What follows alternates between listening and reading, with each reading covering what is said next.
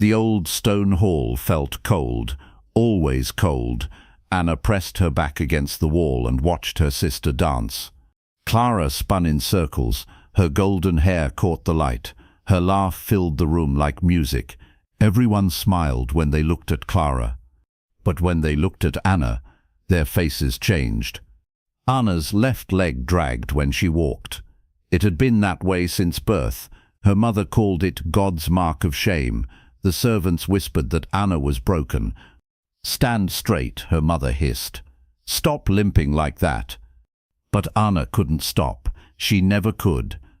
Inning portafo Tina Brekivtal. Tina Brekivtal Tauakadheisen Tind, not to Kimshurat, Tina Brekivtal Tauakadheisen Tide Bradheisen Tide Brekivtal. Clara curtsied to their guests. Perfect form, perfect smile. The men bowed low. The women nodded with approval. "Clara will make a fine wife," they said. "So beautiful, so graceful." Anna pulled her shawl tighter. She tried to make herself smaller, invisible. Her mother's voice cut through the chatter. "Anna, go to your room. Practice your sewing. Always sewing, always hidden, always alone." Sometimes, that night, Anna sat by her window. She watched the stars and dreamed. In her dreams, she danced too. In her dreams, someone loved her. Someone saw past the limp, past the shame. But dreams were just dreams. Time, Resportium whipped was howd, knock and dishov, bespoilma kunde be snab live, knock and be sant of lower talkit, not time wobel cordage scrappist that's the mordet foots and yoshna behouse. Nick time and power must whittle on the beds, the nick did conduact to you per time, needed talk in. The next morning changed everything.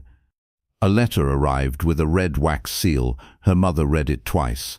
Her face went pale, then angry, then calculating. "Anna," her mother said. Her voice was strange, too sweet. "Come here." Anna limped over. Her heart raced. Her mother only used that voice when something bad was coming. "You're getting married," her mother announced. The words hit Anna like a slap. Married. But who would want to marry me? Her mother's smile was cold. "Lord Daniel, he needs a wife. We need his money." She paused. It was meant to be Clara, but things changed. Anna's world spun. "What do you mean?" "Clara is too good for him. You're perfect for this arrangement." The truth hung in the air like poison. This wasn't a gift. This wasn't love. This was disposal. They were throwing Anna away to a man they thought wasn't good enough for Clara. Pult! Anna ran to her room. She threw herself on her bed and cried. Hot tears soaked her pillow. Her chest hurt. Her heart felt crushed. She was 19 years old. She had never been kissed, never been courted, never been wanted. And now she was being sold to a stranger.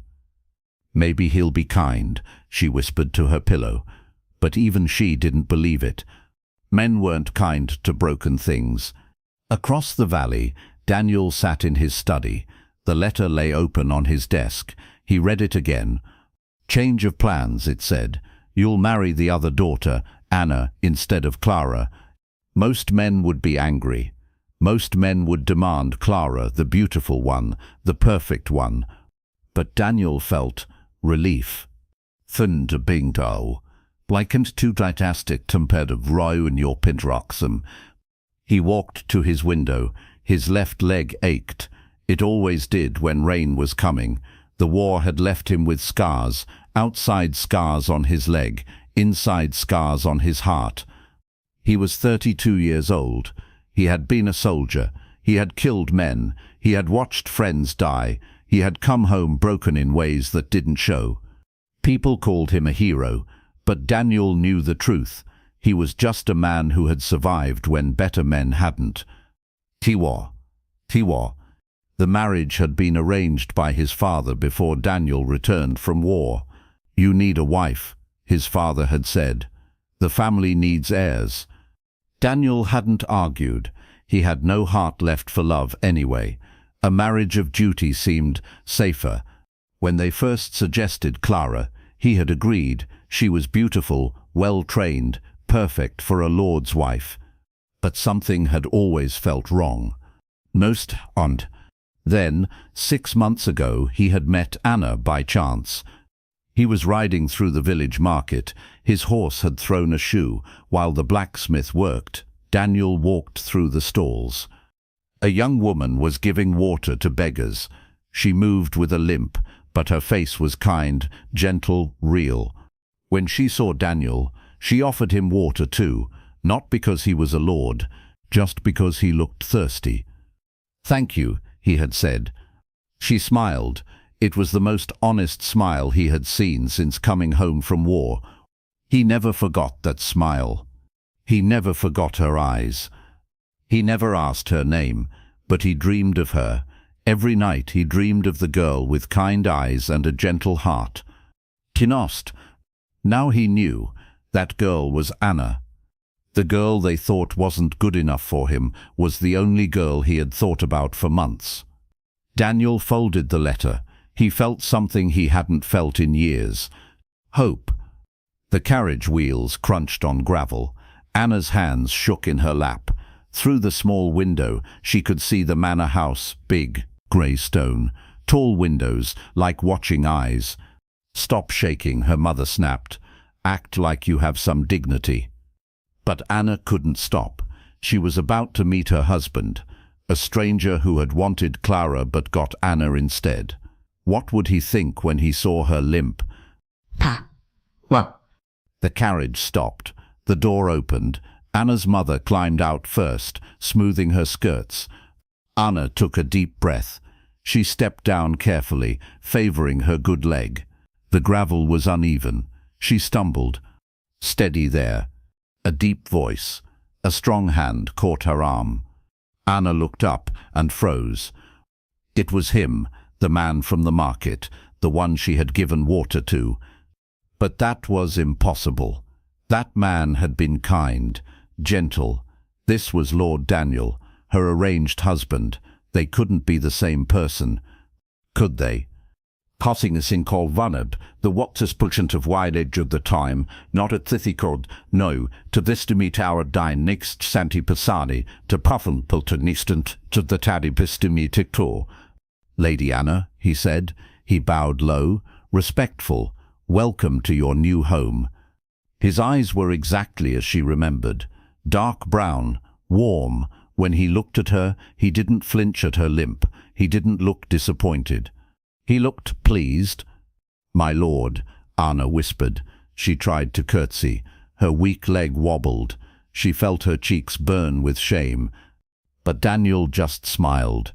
"Please call me Daniel. We're to be family now." Family. The word sounded strange. Anna's family had never made her feel wanted. "Torfpo." Her mother pushed forward. "Lord Daniel, I trust Anna won't be too much trouble. She's quiet, obedient." Anna wanted to disappear. Her mother made her sound like a trained dog. But Daniel's expression didn't change. "I'm sure Lady Anna and I will get along perfectly." He offered Anna his arm. "Shall we go inside? You must be tired from your journey." Anna hesitated. Then she placed her hand on his sleeve. He was solid, steady. When she limped beside him, he slowed his pace to match hers. No one had ever done that before. On round onfuptor, Reenball dork en cabinet powest po, Gismor lashidand po. Inside, the manor was warm. Fires burned in every hearth. Sunlight streamed through clean windows. It felt welcoming. "Mrs. Brown will show you to your rooms," Daniel said. "We'll dine together this evening, just the two of us." Anna's mother opened her mouth to object. Proper ladies didn't dine alone with men, but Daniel's look stopped her. "I'd like that," Anna said quietly. Her own boldness surprised her. Daniel smiled again, that same honest smile from the market. "Until tonight, then." As Anna followed the housekeeper upstairs, she felt something strange. For the first time in her life, she wasn't afraid. Morning light spilled through Anna's window. She had slept better than she had in months. The bed was soft, the room was warm, and no one had told her she was shameful or broken. She dressed carefully, her nicest dress, her hair pinned back neat. She wanted to make a good impression. Downstairs, she found Daniel in the kitchen. He was making tea. "Good morning," he said. "I hope you slept well." Anna nodded. "Very well, thank you." She paused. "You make your own tea?" Daniel chuckled. "Old habit from the war. Soldiers learn to cook for themselves." He poured her a cup. The tea was strong and hot. Perfect. Tonight or headstaving alpet nodit weekin one or wyvon kods or rehirndi nidro the op. "Would you like to see the house?" Daniel asked. "Learn your way around?" They walked through room after room, the library with thousands of books, the music room with a grand piano, the conservatory filled with plants and light. Anna tried not to limp too obviously, but the house was big. Her leg began to ache. Daniel noticed. He always noticed. "Let's rest here," he said, gesturing to a bench in the garden. "The roses are blooming." They sat in comfortable silence. Anna breathed in the sweet air. She felt peaceful. "It's beautiful," she said. "It needs work," Daniel replied. "The gardens are overgrown. The house needs a woman's touch." Anna looked at him sharply. Was he criticizing her already? But his expression was kind. "I was hoping you might help, if you'd like to." Help, not orders, not commands, an invitation. "I'd like that very much," Anna said. Night. Kendring Tob, Untiden kun Nofsing Holy Fets, Aftermode. The next few days fell into a gentle rhythm. Anna explored the house. She met the servants. She learned about the village and the tenants. Daniel showed her the stables. The horses were gentle giants. Anna was nervous at first, but Daniel taught her how to brush their coats and feed them apples. "You're a natural," he said, when she managed to saddle a mare by herself. Anna glowed with pride. No one had ever called her natural at anything. Detour. In the evenings they dined together, simple meals, easy conversation. Daniel told her about his travels, his years in the army, the places he had seen. Anna shared stories about her books, her love of poetry, her dreams of seeing the ocean someday. "We could go," Daniel said one evening, "to the coast when the roads are better." Anna's heart jumped. "Really? You'd take me?" "Of course. We're married now. We should see the world together." Married, Anna kept forgetting. This strange, kind man was her husband. It didn't feel real yet, but it felt possible. Daimyo, one talking folk. Windkind roddy meide briste fanged, the whole night, pomode hold the power of wanot. One morning, Anna decided to try cooking breakfast. She had watched the cook back home. How hard could it be? Very hard, as it turned out. She burned the eggs. The bread was black on one side, raw on the other. Smoke filled the kitchen. Anna stood in the middle of the chaos and wanted to cry. She couldn't even make a simple meal. What kind of wife was she? Need help? Daniel appeared in the doorway. He took in the scene without judgment. "I wanted to surprise you," Anna said miserably. "I ruined everything." Daniel rolled up his sleeves. "Come on, let's try together." Side by side, they made fresh eggs, toast that was golden brown, tea that didn't taste like water. When they sat down to eat, Anna realized something wonderful. For the first time in her life, making a mistake hadn't meant shame or punishment. It had meant partnership. Anna discovered something surprising about herself. She had a gift for healing. It started small. Mrs. Brown cut her hand on a broken dish. Anna cleaned the wound and wrapped it with a clean cloth. The next day, it was healing perfectly. "You have gentle hands," Mrs. Brown said, a healer's touch. Anna felt a spark of something new. Pride, purpose. "Kjønnspast. Lock to wine to west 22 nickel. Kjønn de målkafte besai." She began reading Daniel's medical books, learning about herbs and remedies. The village doctor was old and often too busy to see everyone who needed help. "May I try making some medicines?" Anna asked Daniel. "For small things, cuts and bruises, headaches." "Of course," Daniel said. "The still room is yours to use." The still room became Anna's sanctuary. She dried herbs by the window, mixed salves and tinctures, learned which plants could heal and which could harm. Her first real patient was young Tom from the village. He had burned his arm helping his father in the forge. Anna cleaned the burn gently, applied a cooling salve made from aloe and honey, wrapped it in soft cloth. "Come back in 3 days," she told him. "Let me see how it heals." Tasked. 3 days later, Tom returned. The burn was healing beautifully. No infection, no scarring. "My lady," Tom said, "you're a miracle worker." Anna felt 10 feet tall. Word spread quickly through the village. The new lady had healing hands. She was kind. She didn't charge for her help. People began coming to the manor. Mothers with sick children, farmers with injured hands, elderly women with aching joints. Anna helped them all. "Tampi, what?" "You're amazing," Daniel said one evening. They were in her still room. Anna was grinding dried lavender for sleep sachets. "I'm just helping," Anna said, but she was glowing with happiness. "No," Daniel said seriously. "You're healing people. You're making their lives better. That's a rare gift." Anna looked at her hands. These same hands her mother had called clumsy, useless. But here they were instruments of healing, tools of comfort. "I never knew I could do anything worthwhile," Anna admitted. Daniel stepped closer. "Anna, you are worth everything." The way he said it made Anna's heart race. There was something in his voice, something in his eyes, something that looked like love. But that was impossible, wasn't it? Men like Daniel didn't love women like Anna. This was a marriage of convenience, nothing more. Still, when Anna went to bed that night, she touched her lips, wondering what it would feel like if Daniel kissed her, wondering if she was brave enough to hope for more than friendship. The evening was quiet. Rain tapped against the windows. Anna and Daniel sat by the fire in his study. She was reading. He was going through account books. The silence was comfortable, peaceful. Then Daniel set down his pen and rubbed his leg.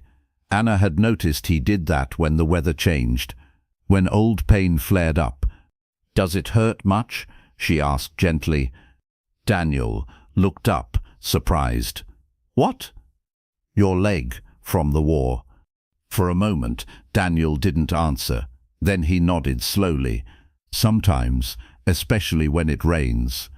Anna closed her book. "Tell me what happened." "Almerans." Daniel was quiet for a long time. Anna thought he wouldn't answer.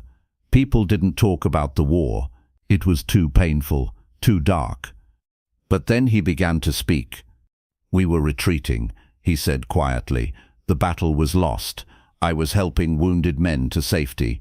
He stared into the fire. "A cannonball exploded near us, shattered my leg, killed 3 good men." Anna's heart ached for him. "I'm sorry. I lived. They didn't. Sometimes I wonder why." Anna moved to sit beside him on the sofa, close enough to touch. "Maybe because you were meant to come home, meant to help people here, meant to be here." With me, she didn't say, but the words hung in the air. Daniel looked at her then, really looked. "Anna, can I tell you something?" She nodded. "I met you before, 6 months ago, in the village market." Anna's breath caught. "I remember, you seemed so sad." "I was. I felt dead inside, lost. Then you gave me water. You smiled at me, not because I was a lord, just because I was thirsty." Daniel's voice grew soft. "That night, I went home and felt something I hadn't felt in years, hope." Anna's heart pounded. "Daniel, Every night since then, I've dreamed of you, the girl with kind eyes, the girl who saw a broken soldier and offered comfort. And tongue. Anna couldn't breathe. But you were supposed to marry Clara. I agreed to marry Clara because I thought I'd never see you again. I thought you were just a dream. Daniel reached for her hand. When your mother wrote that the arrangement had changed, Anna, I've never been so grateful for anything in my life. Tears filled Anna's eyes. You really dreamed of me. Every single night. Anna had dreamed of him too, the kind stranger who had looked at her like she mattered. I thought I imagined how gentle you were, she whispered. Daniel lifted his hand to her face, touched her cheek softly. You didn't imagine anything. Holy hell. Not what Jishid's bank toppits. Not everything set Pete path, bond back and inuit pathing and struttle, bow nosenkin petiskank. They were so close now. Anna could feel his breath on her skin, see the flecks of gold in his brown eyes. Anna, he said quietly, may I kiss you?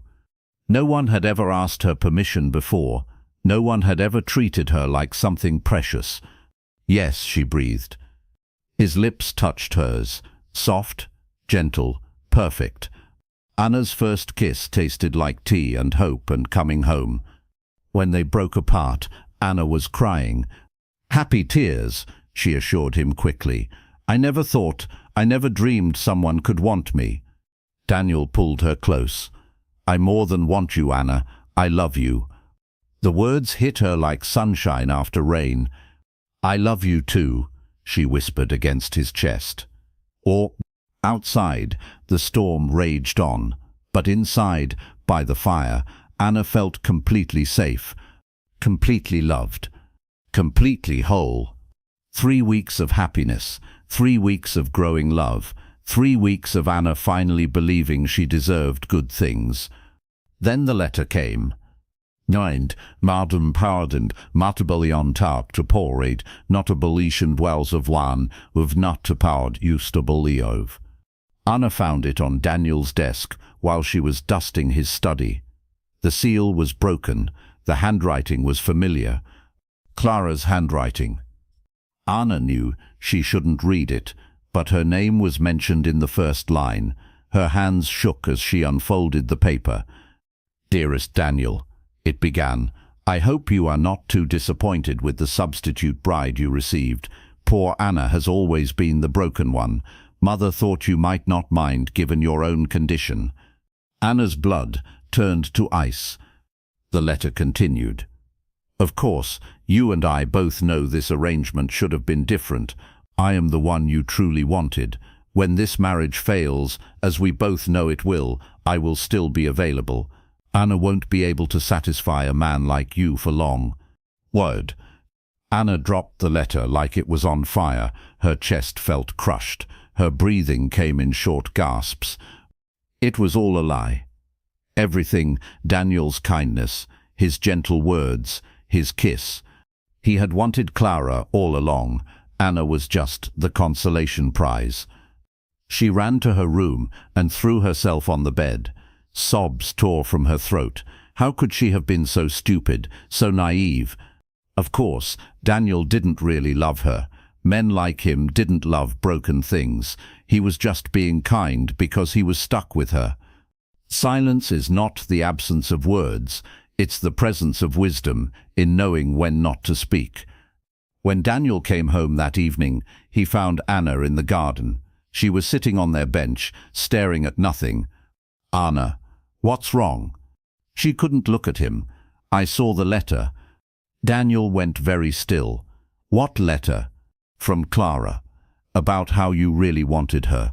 About how I'm just the substitute.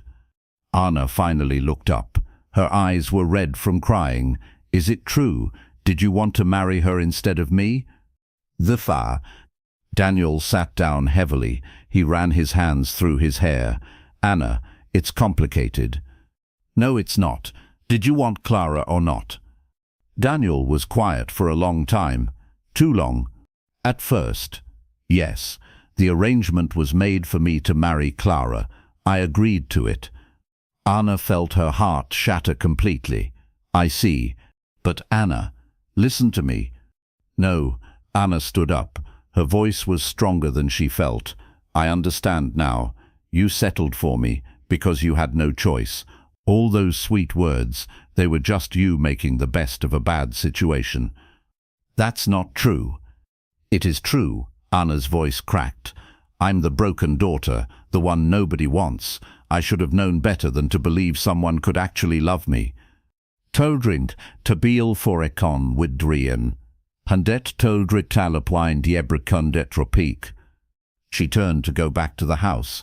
Daniel caught her hand. Anna, please, let me explain. Anna pulled away. There's nothing to explain. Clara was right. This marriage will fail because it was built on lies. She walked away, leaving Daniel sitting alone in the garden. That night, Anna cried herself to sleep.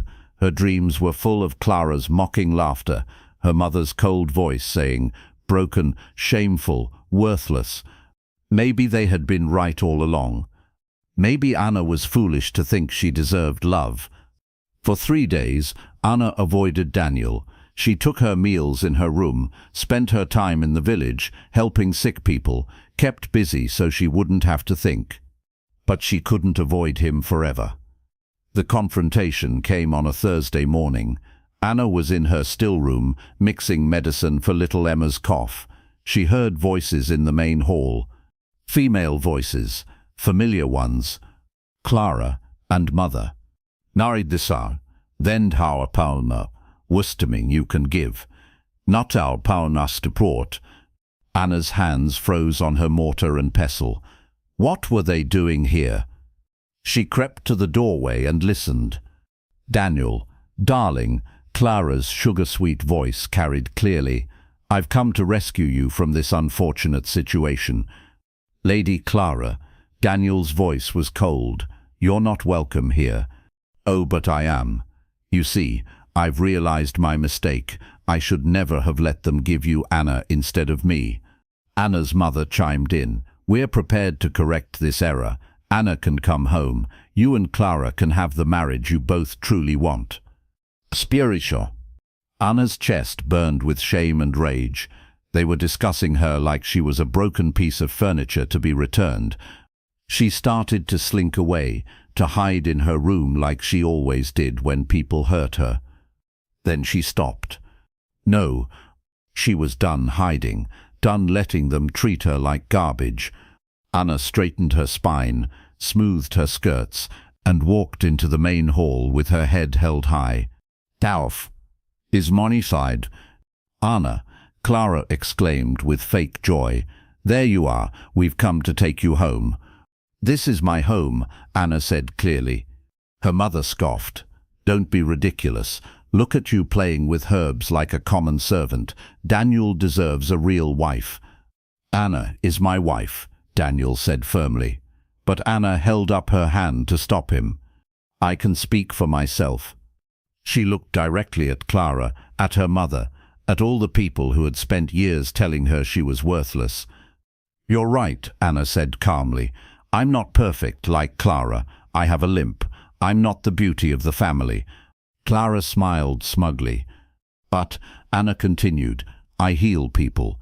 I make medicines that save lives. I run this household. I make Daniel happy. Her voice grew stronger, and most importantly, I know what love really is. It's not about perfect faces or perfect bodies. It's about perfect hearts. Anna stepped closer to Clara. You want to know why Daniel chose me? Because when he needed kindness, I gave it. When he was hurting, I helped heal him. When he was lonely, I became his friend. She paused. What did you ever give him except your pretty face? Clara's mouth fell open. She wasn't used to Anna fighting back. You have no right, her mother began. I have every right, Anna cut her off. This is my house, my marriage, my life. She looked at Daniel then, her husband, the man she loved despite everything. And if my husband wants me to leave, he can tell me himself. Timok, Median Sebis and Prison to Benolt, To be at Mr. to choose. Daniel stepped forward. His eyes were intense, determined. Anna is not going anywhere, he said clearly. She is my wife, my choice, my heart. He looked at Clara with disgust. I never wanted you, Clara. I agreed to marry you out of duty, but I dreamed of Anna. I loved Anna. I chose Anna. Clara's beautiful face twisted with rage. You're making a mistake. My only mistake, Daniel said, was not telling Anna the complete truth from the beginning. He took Anna's hands in his. Yes, I was supposed to marry Clara.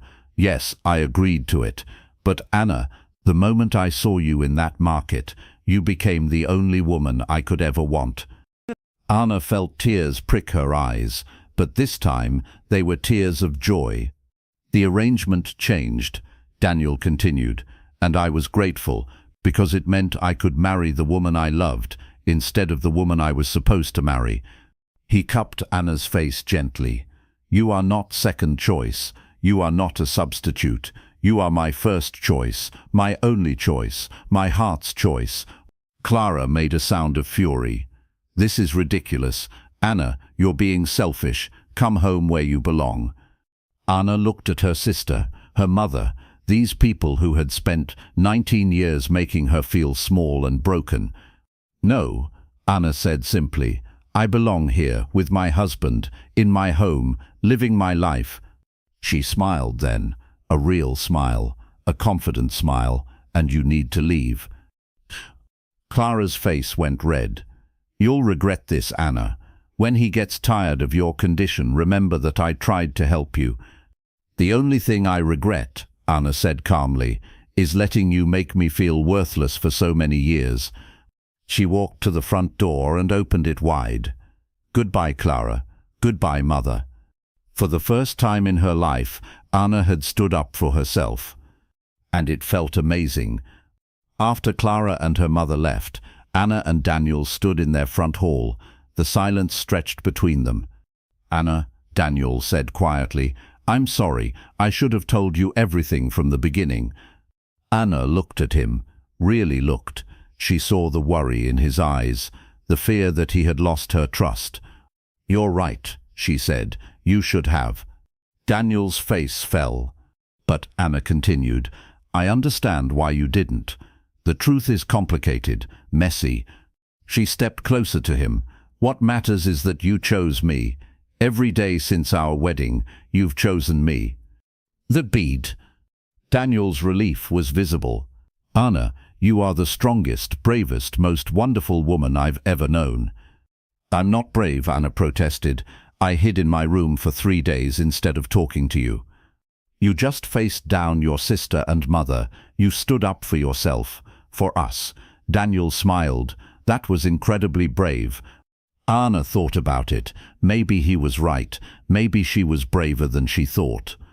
I love you, she said simply, complicated truth and all. I love you too, Daniel replied, perfect heart and all. They kissed then, right there in the front hall, a kiss that tasted like forgiveness and new beginnings. Natanfist, the Paisamite Penimtus Taunted Vayan Doritstodho. That evening, the village doctor came to see Anna. His face was serious. My lady, he said, I need to ask a favor. Of course, what do you need? I'm getting old, my hands shake, my eyes are weak. He paused. The village needs a new healer, someone young and skilled. Anna's heart jumped. What are you saying?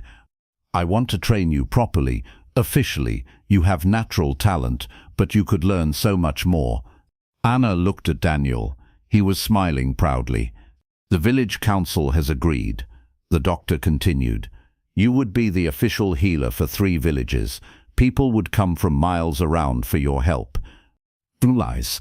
Dunt popinsiv, Bill Ukardem Todded, Nectus Ford said doi bestand of Lut Jung, de Peast Wizen Chudid Kilman Chud, de Toms Tonid Tridden Abia, the Kandron Nutit Chudid Goffard Hoby Ukard in not to war. Anna could barely breathe. Me? But I only know basic herbs. You know how to heal hearts as well as bodies. the doctor said kindly. That's the most important skill of all. Anna felt tears of joy rolling down her cheeks. 6 months ago, she was the broken daughter no one wanted. Now she was being offered a chance to heal and help people professionally. Yes, she said firmly, I would be honored. Daniel squeezed her hand. I'm so proud of you.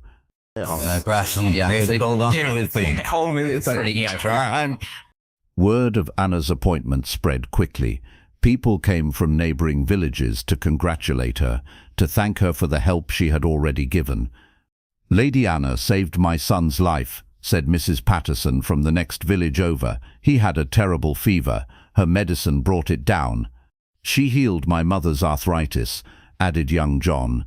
Mother can use her hands again because of Lady Anna.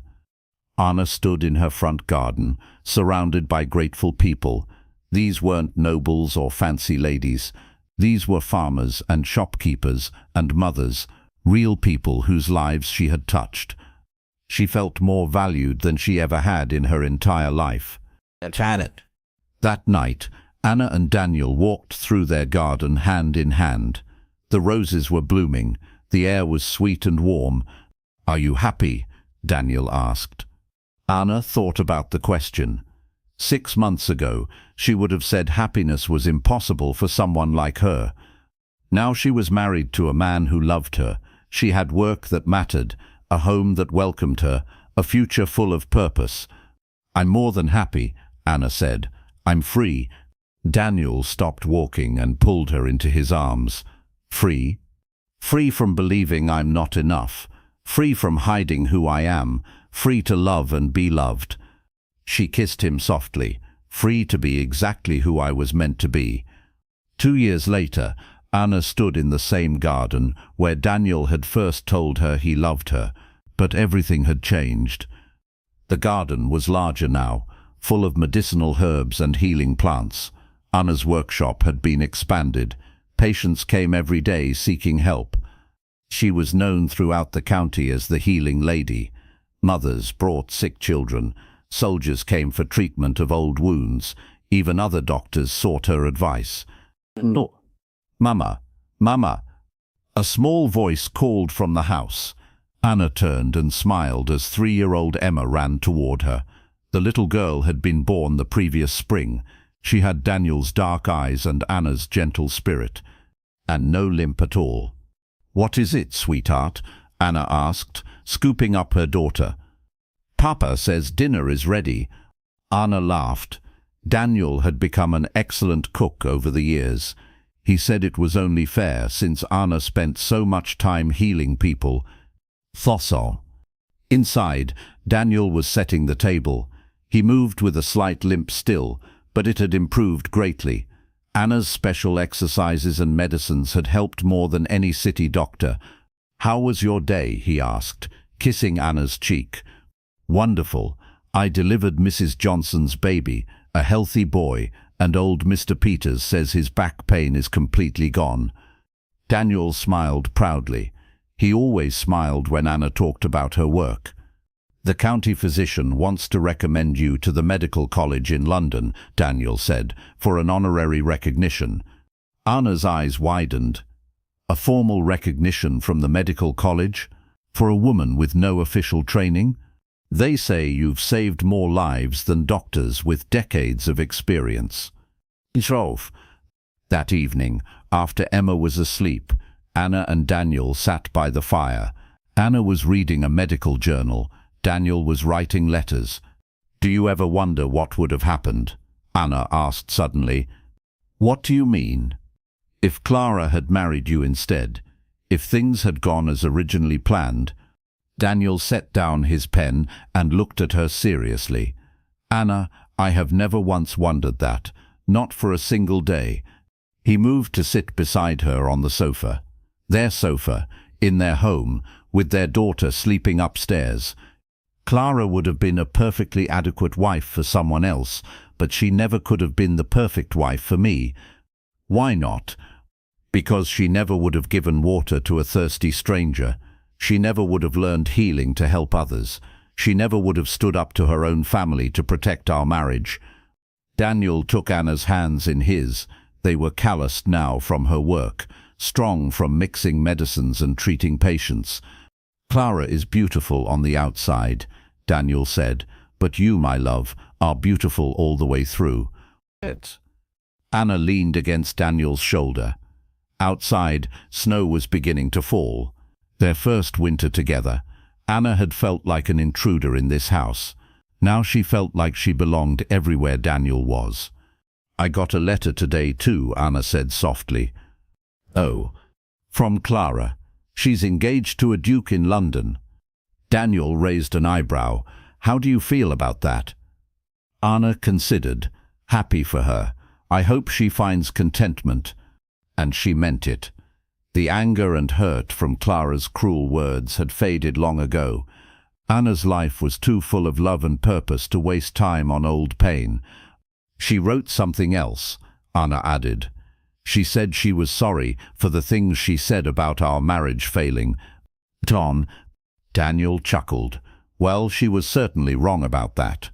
Anna smiled and held up her left hand. Her wedding ring caught the firelight. 2 years, and you haven't gotten tired of my condition yet." "Anna," Daniel said seriously, "your limp isn't a condition. It's just part of who you are, and I fell in love with all of who you are." He kissed her temple.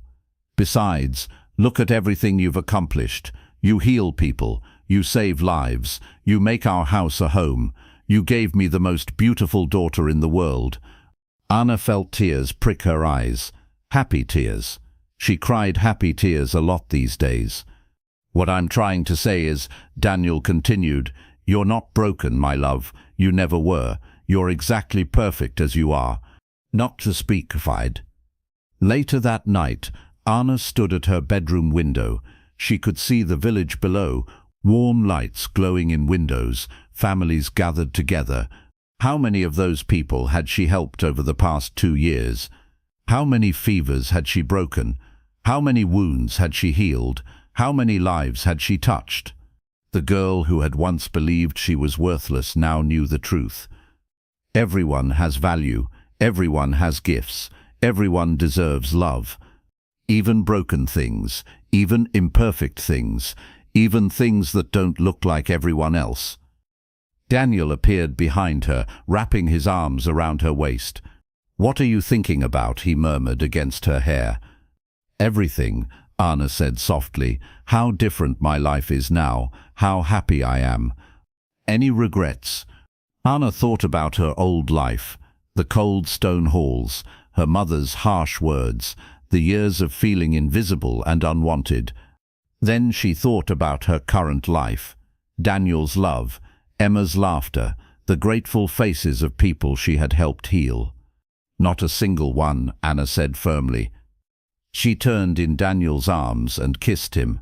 The same man who had wanted Clara but dreamed of Anna, who had seen past her limp to her heart, who had loved her when she couldn't love herself. "I love our life," Anna whispered against his lips. "I love you," Daniel replied. Outside, the snow continued to fall, but inside their warm home, Anna felt nothing but sunshine. She had started as the daughter nobody wanted. She had become the wife someone treasured. And most importantly, she had learned to treasure herself. "I